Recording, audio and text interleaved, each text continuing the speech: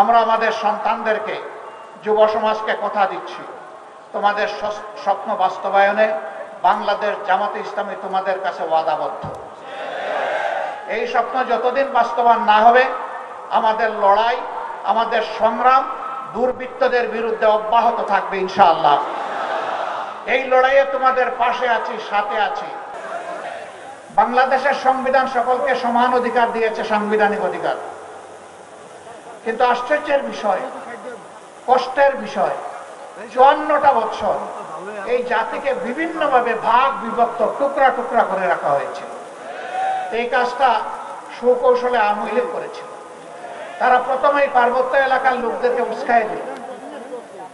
নেতা বললেন, বাংলাদেশে যারা বসবাস করে তাদের সকলের একমাত্র পরিচয় তারা বাঙালি, এখানে যারা থাকবেন বাঙালি হয়ে থাকতে হবে। পার্বত্য চট্টগ্রাম তার এই কথায় প্রতিবাদে গর্জন করলো, অস্থির হয়ে উঠলো যে আমরা বাঙালি নই, আমরা পাহাড়ি। তিনি একটা বিভক্তি প্রথমেই টেনে দিলেন।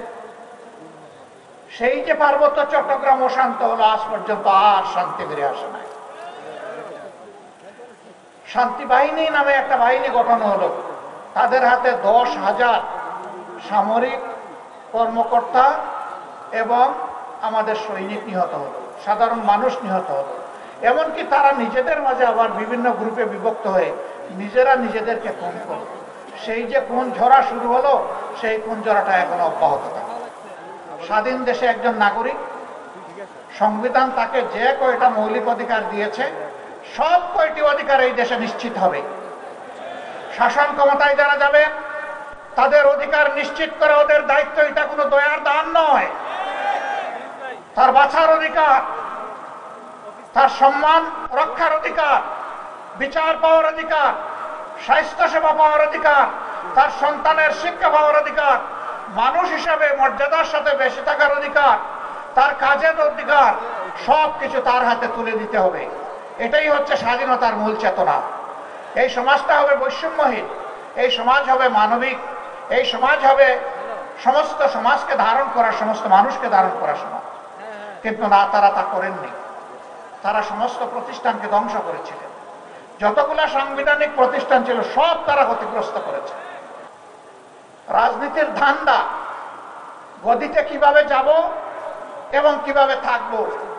এখন গদিতে আছি, মেরে কুটে অবৈধভাবে কালো টাকা এবং পেশি শক্তির বিনিময়ে আগামীতে কিভাবে আবার ক্ষমতায় আসব, রাজনীতির এইটা ধান্দায় পরিণত হয়েছে। জামাতে ইসলামী এই ধান্দাকে ঘৃণা করে। যারা মানুষকে খরিদ বিক্রির পণ্য মনে করে, আমরা তাদেরকে ঘৃণা করি। আমরা মানুষকে মানুষ হিসাবে সম্মান করতে চাই, ভালোবাসতে চাই। এই সম্মান এবং ভালোবাসার ভিত্তিতে একটা দেশ আমরা গড়ে তুলতে চাই, যেই দেশে আদৌ কোনো বৈষম্য থাকবে না।